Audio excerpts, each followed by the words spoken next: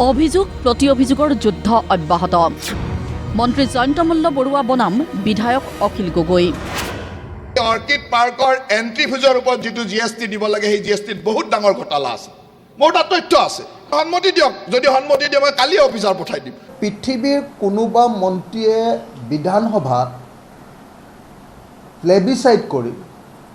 vote লৈ মতামত লৈ কৰবাত জিএসটি ৰেট মাৰে নে কি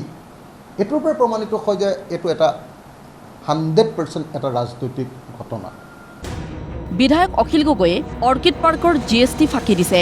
এই ভয়ংকৰ অভিযোগ অনা বিত্তমন্ত্ৰীৰ বিৰুদ্ধে গৰজি আছে বিধায়ক অখিল গগৈ এবাৰ অখিল গগৈৰ বিস্ফোৰণ মন্ত্ৰী হৈয়ে নামে বেনামে সম্পত্তি কৰিছে মন্ত্ৰী জয়ন্ত মল্ল বৰুৱাই 2021 পৰা 2026ত মন্ত্ৰী হোৱাৰ দিনলৈ পত্নীৰ নামত বিঘাই বিঘাই মাটি কিনিছে বিত্তমন্ত্ৰীগৰাকীয়ে এটাৰ পাছত আনটো তথ্য বিধায়ক গগৈৰ মন্ত্ৰী হোৱাৰ দিনাই কি কৰিছে সেই দিনাই 1 বিঘা মাটি তেওঁৰ পত্নীৰ নামত ক্ৰয় কৰিছে 2011 চনত তেওঁ যেতিয়া প্ৰথম বিধায়ক উঠিছে আৰু হেবাৰ জিকিছে 2011 চনত কিন্তু তেওঁৰ পত্নীৰ টোটেল ইনকাম বাৰ্ষিক ইনকাম আছিল মাত্ৰ 2,18,000 টকা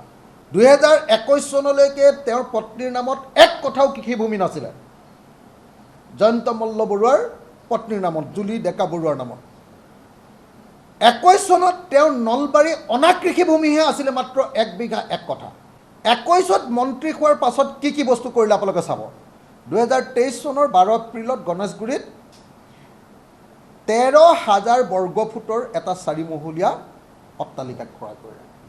2023 চনৰ 25 মেত তেওঁ তেজপুৰ বিশ্ববিদ্যালয়ৰ সমীপৰ পুনিয়নিত 36 বিঘা 1 কথা কৃষিভূমি একেলগতে ক্ৰয় কৰিলে 36 বিঘা 1 কথা 2025 চনৰ এপ্ৰিলৰ পৰা ডিচেম্বৰ মাহৰ ভিতৰত তেওঁ উত্তৰ গুৱাহাটীৰ সেন্দুৰিকিপা গাঁৱত 6 বিঘা 2 কথা 7 লেচা আকৌ ভূমি ক্ৰয় কৰিলে মন্ত্ৰী জয়ন্ত মল্ল বৰুৱাৰ সম্পত্তিৰ তথ্য ৰাজহুৱা কৰি বিধায়ক অখিল গগৈৰ প্ৰত্যাহ্বান ইমান সম্পত্তি কেনেকৈ কৰিলে তাক ৰাজহুৱা কৰাৰ সাহস দেখুৱাওক বিত্তমন্ত্ৰীয়ে লগে লগে বিধানসভাত এক বিতৰ্কৰ দাবী বিধায়ক অখিল গগৈৰ ইমান আপুনি মানে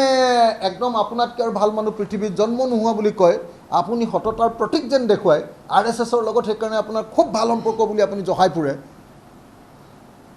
আপুনি এই সম্পদ এই মাটি বাৰী সম্পত্তি কাৰ টকাৰে কিনিছে এবাৰ ৰাজহুৱা কৰক আপুনি পোৱা দৰমহাটোৰে এই সম্পত্তি কিনাটো সম্ভৱনে হা এই প্ৰশ্নৰ উত্তৰ তেওঁ অসম বিধানসভাত দিয়ক তেওঁ বিত্তমন্ত্ৰী এটাৰ পাছত আনটো বিস্ফোৰণ ঘটাই অখিল গগৈৰ সকিয়নি মোক ব্লেকমেইলিং কৰি মাত বন্ধ কৰাৰ চেষ্টা সফল নহ'ব পৃথিৱী লুটি খাই গ'লেও অখিল গগৈৰ ষ্টেণ্ড একেই থাকিব অসম বিধানসভাত মাত মাতিম আৰু মোক ব্লেকমেইল কৰি মুখখন বন্ধ কৰিবা এইটো নহ'ব পৃথিৱী লুটি খাই যাব অখিল গগৈ নিজৰ ষ্টেণ্ডত থাকিব মন্ত্ৰী জয়ন্ত মল্ল বৰুৱাক তীক্ষ্ণ আক্ৰমণ কৰি মুখ্যমন্ত্ৰী ডক্টৰ হিমন্ত বিশ্ব শৰ্মাকো চোকা সমালোচনা বিধায়ক গগৈৰ বিধানসভাত মাত মতাৰ বাবে চৰকাৰী পক্ষ গভীৰ ষড়যন্ত্ৰত লাগিছে বুলি স্পষ্ট কৰিছে শিৱসাগৰৰ বিধায়কগৰাকীয়ে আনহাতে বিৰোধী দলপতি ৱাজেদ আলী চৌধুৰীয়ে অখিল গগৈয়ে যধে মধে মাত মাতে বুলি কৰা সমালোচনাৰ প্ৰত্যুত্তৰ অখিল গগৈৰ প্ৰদেশ কংগ্ৰেছৰ সভাপতি গৌৰৱ গগৈলৈ বিধায়ক গগৈৰ প্ৰশ্ন কংগ্ৰেছৰ এই ভূমিকাৰ পাছত ৰাইজে কিদৰে বিশ্বাসত ল'ব বিৰোধীক বিৰোধী দলৰ দলপতিজনে আচলতে এই বীৰবলৰ আঁচডালহে টানিছে যেতিয়া মানুহে মোক ক'লে যে মই অলপ দীঘল আঁচডাল মোৰ আঁচডাল অলপ দীঘল তেতিয়া তেখেতৰ আঁচডাল ওচৰত টানি মোক দেখুৱাই দিলে যে নহয় মোৰ আঁচডাল তেওঁতকৈ চুটি মাত্ৰ মই গৌৰৱ গগৈ ডাঙৰীয়াক এটাই কথা ক'ব খোজোঁ যে গৌৰৱ গগৈ ডাঙৰীয়া সঁচাকৈ কংগ্ৰেছ দলৰ এই দুৰ্বল ভূমিকাৰ পাছত আমি কেনেকৈ বিজেপি দলক পৰাভূত কৰিব পাৰিম ভৱিষ্যতে যদি অসম বিধানসভাত যদি আমি বিজেপিক সঠিক ৰূপত আক্ৰমণেই কৰিব নোৱাৰোঁ সঠিক ৰূপত জবাবদিহি কৰিব নোৱাৰোঁ সঠিক ৰূপত সমালোচনা কৰিব নোৱাৰোঁ মাত পাতিব নোৱাৰোঁ তেতিয়াহ'লে অসমৰ মানুহে আমাক কিয় শাসনৰ গাদী দিব গৌৰৱ গগৈ এই প্ৰশ্নটোৰ উত্তৰ খালি দিব লাগে ভিডিঅ জাৰ্নেলিষ্ট কুকিলৰ সহযোগত পাৰ্থপ্ৰতিম বৰুৱাৰ ৰিপৰ্ট প্ৰতিদিন টাইম